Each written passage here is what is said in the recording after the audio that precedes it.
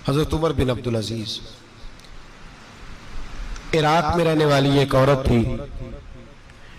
उस औरत का खामद फौत हो गया तो 5 बच्चियां यतीम थी। वो इराक से चली और जनाब उमर बिन अब्दुल अजीज के पास आई कि आप मेरी बच्चियों का वजीफा लगा दें। वो कहती है जब मैं पहुंची ना, यहां तो अब तो इस्तकबाल, आना जाना बड़े मामलात है। अब तो बच्ची की बारात आए और 5, 7, 10, 20 लोग दरवाजे पे खड़े ना हो तो बारात नाराज हो जाती है। कहते हमारा इस्तकबाल ही किसी ने नहीं किया। तो इस्तकबाल तो अब इस तरह है जिस तरह नशा नहीं होता, ये इस्तकबाल की हालत है, अमीरों से लेके गरीबों तक। मुझे पूछा ही नहीं किसी ने, कुर्सी नहीं दी, आगे नहीं बिठाया, ये वाला मामला है। और मैं मेरी तरह के लोग, नेक लोगों की बात नहीं करता। अब तो हम देखते हैं फुला मौलाना का इस्तकबाल हो रहा है, फुला के लिए लोग खड़े हो रहे हैं, नारे लग रहे हैं। और अब तो मैं देखता हूं ऐसे ऐसे हाथ लहराते हैं सूफी और दरवेश कहलाने वाले, जैसे सियासी लीडर लहराया करते। ये क्या तरीका हुआ? ये कौन सा तर्ज जिंदगी? मेरे नबी पाक सल्लल्लाहु अलैहि वसल्लम ने फरमाया जो ख्वाहिश करे कि मैं आऊं और लोग खड़े हों वो तो जहन्नमी है, तो दोज़खी है। सारे वही तरीके हम इख्तियार करते जा रहे हैं, वही प्रोटोकॉल है हर जगह। वो लोग जिनके दरवाजे खुले होने चाहिए थे वहां भी हर वक्त के लिए मामला तय हो गए। याद रखें मेरे नबी पाक अलैहिस्सलातु सलाम ने जो तालीमात दी, हजरत उमर बिन अब्दुल अजीज रहमतुल्लाह ताला अलैह। औरत कहती है मैं पहुंच गई, मैंने लोगों से पूछा घर कहां है, तो कहा वो जहां बोरी लटक रही है ना बाहर, टाट का पर्दा लगा हुआ है, वो हजरत उमर बिन अब्दुल अजीज का घर है। कहती है मैं दरवाजे पे दस्तक दी तो एक औरत ने दरवाजा खोला तो मुझे बीबी जान के अंदर बुलाया।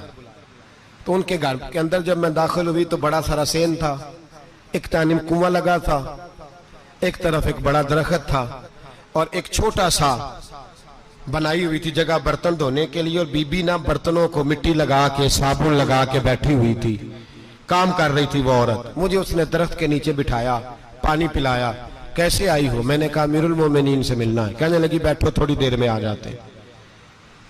कहती थोड़ी, मैंने समझा घर की कोई मुलाजमा है, मैं बैठ गई। थोड़ी देर गुजरी, फिर दस्तक हुई, उस बीबी ने उठ के दरवाजा खोला। तो जब वो शख्स अंदर आए तो कहने लगी बड़ी देर से बर्तनों को साबुन लगा के बैठी हूँ, कहाँ रह गए थे?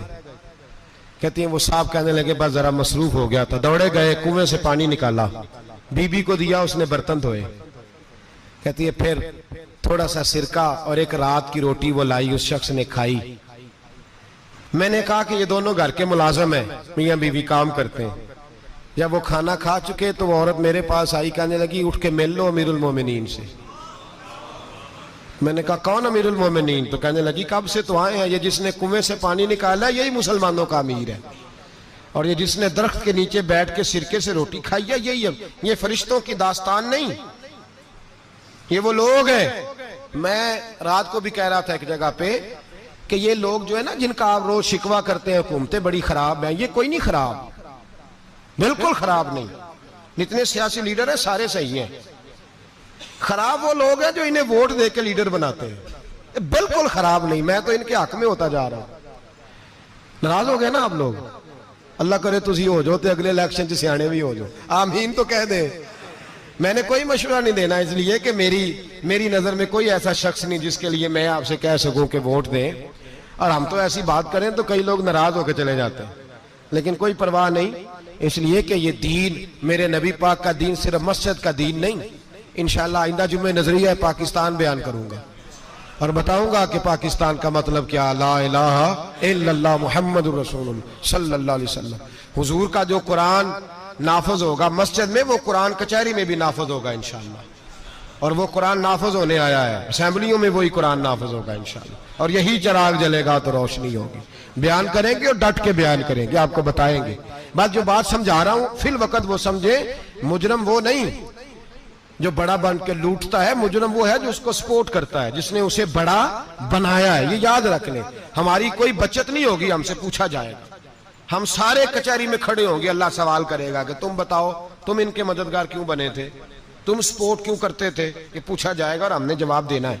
बहरहाल आमदाम बरसरे मतलब जनाब उमर बिन अब्दुल अजीज रहमतुल्लाह अलैह के वो बीबी गई तो कहने लगी कि ये अमीरुल मोमिनीन ने कहा, वो उठ के हाजिर हुई, कहा हुजूर मैं इराक से आई हूं, मेरा खामद फौत हो गया, मेरी 5 बेटियां हैं, वजीफा लगा दे। वो बीबी कहती है मेरा दिल था कि यतीम बच्चियों का 100 दिनार साल का लगा देंगे तो बड़ी बात है। कहती है जब मैं उनके पास गई तो हजरत उमर बिन अब्दुल अजीज को बताया तो वो रोने लग गए और मुझसे माफियां मांगने लगे। मैंने कहा हुजूर आप क्यों माफी मांगते हैं? तो कहने लगे इसलिए माफी मांग रहा हूं कि तू मेरी रियाया में थी और तेरी 5 बच्चियां यतीम थी, तुझे खुद चल के आना पड़ा है। मेरा काम था तेरी खबर लेता, माफ कर दे अल्लाह की रिजा के लिए। उन्होंने वजीफा लिखना शुरू किया तो मेरी एक बच्ची का 1000 दिनार साल का लिखा। मैंने कहा अल्लाह तेरा शुक्र है। फिर दूसरी बच्ची का 1000 लिखा तो मैंने कहा अल्लाह तेरा शुक्र है। तीसरी का 1000, चौथी मैंने कहा शुक्र है।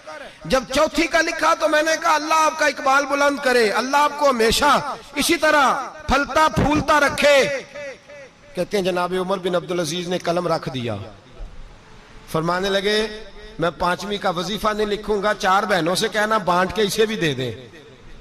कहा हुजूर क्यों? आप फरमाने लगे जब तक तू अल्लाह का शुक्र अदा कर रही थी मैं भी रब से जुड़ा हुआ था और अल्लाह से डर के लिख रहा था। अब तूने मेरी तारीफ की है, अब मेरी जात आ गई है, अब मैं अगर ये वजीफा लिखूंगा तो इससे अल्लाह राजी नहीं होगा, इससे मेरे नफ्स में रिया पैदा होगी। अब मैं 5वीं का नहीं लिखूंगा, जा और जाके इराक के गवर्नर को दे। बीबी कहती है मैं घोड़े पे बैठी और मैं चंद दिनों के बाद इराक पहुंची। जब सवेरे आके मैंने वालिये इराक को रुका दिया तो वो चीख मार के रोया। मैंने कहा क्या हुआ? तो कहने लगा बीबी आज रात को हजरत उमर बिन अब्दुल अजीज का इंतकाल हो गया, फौत हो गए, तो इंतकाल कर गए। कहती मैं भी तड़प के रोई। मैंने कहा मेरी यतीम बच्चियों का क्या बनेगा? तो वो गवर्नर कहने लगा तेरे वजीफे जारी रहेंगे, तुझे मिलते रहेंगे। तो कहने लगी कैसे? कहने लगा मैं अगर तो गवर्नर रहा तो तेरा वजीफा जारी रहेगा और अगर गवर्नरी से उतर भी गया तो मैं जाती तौर पे मालदार हूं, फिर भी तेरी बच्चियों के माहाना पैसे पहुंचते रहेंगे। मैंने कहा तू क्यों देगा? कहती है वो रो पड़ा। कहने लगा अगर अमीर हजरत उमर बिन अब्दुल अजीज जैसे हो तो फिर अल्लाह गवर्नरों के दिलों में भी रहम डाल दिया करता है, फिर मेरे जैसे लोगों को भी वो बदल देता है। हजरत उमर बिन अब्दुल अजीज घर आए, 3 बेटियां थी। एक को आवाज दी, वो आई तो उसने मुंह पे हाथ रखा है। दूसरी को आवाज दी, वो आई तो मुंह पे हाथ रखा है। तीसरी को आवाज दी तो मुंह पे हाथ रखा है। आपने अपनी बीवी से कहा कि ये बच्चियां मुंह पे हाथ क्यों तीनों ने रखा हुआ, क्या बात है? तो बीबी रो पड़ी, कहने लगी 4 दिन हो गए मेरी बेटियां प्यार से रोटी खा रही हैं, 4 दिन हो गए, उनके मुंह से बदबू आती है इसलिए वो आपके सामने आती हैं तो मुंह पे हाथ रख लेती हैं 4 दिनों से। बीबी रो रही है। हजरत उमर जलाल में आ गए। आप फरमाने लगे तू ये रो रही है, तू रोई है, तूने मेरे घर में रह के अल्लाह की नाशुक्री की है, तू शुक्र अदा नहीं करती कि 3 वक्त प्याज और रोटी तुझे घर की 4 दीवारी के अंदर मिल जाता? रो रही है और मैं आ मेरे साथ बाहर निकल, तुझे वो लोग दिखाऊं जो झोपड़ियों में रहते हैं और मांग के खाते हैं, आ तुझे दिखाऊं। इतनी नाशुक्री कि घर के अंदर प्याज पहुंच रहा है, रोटी पहुंच रही है और तू कहती है मेरी बेटियां प्याज से खाती हैं, शुक्र कर फाके नहीं काटने पड़े। फिर अगले लफ्ज कहे तो रो पड़े। फरमाने लगे मैंने तो मुस्तफा के वो हालात भी सुने हैं जिसमें कई दिन बीबी फातिमा ने फाके किए। तू घर के अंदर प्याज पहुंच रहा है, तो अभी भी सादगी, आजिज़ी और कनात नेमत थी इन लोगों की। हमारे यहाँ रोज शिकवा है, किस बात का? गाड़ी कोई नहीं। रोज रोना है, किस बात का? बंगला कोई नहीं। रोज रोना है, किस बात का? बैंक बैलेंस कोई नहीं। 10 जोड़े क्यों नहीं ईद पे आए? और ये सिर्फ औरतों का मसला नहीं, हमारे अंदर भी ये बात बदर्जे औला। हम रोज अपने आप को मिस्कीन कहते हैं, गरीब कहते हैं, लाचार कहते हैं, मजबूर कहते हैं। कभी देखो जो झोंपड़ियों में रहते हैं, कभी पलट के देखो लोगों की तरफ जो पैदा हुए तो आंखें कोई नहीं थी, हाथ कोई नहीं थे, पैर कोई नहीं थे। वो देखो जो पैदा हुए तो सर पे बाप का साया कोई नहीं था। कैसे कैसे लोग वक्त गुजार रहे। हम रोज आके कहते हैं कारोबार ठंडा हो गया है, हालात बड़े खराब हो गए, हम बड़े मजबूर। क्या हो गया साहब? अल्लाह के दिन है, सारे अल्लाह के दिन है। वसल अच्छा है ना फिराक अच्छा है, यार जिस हाल में रखे वही हाल अच्छा है।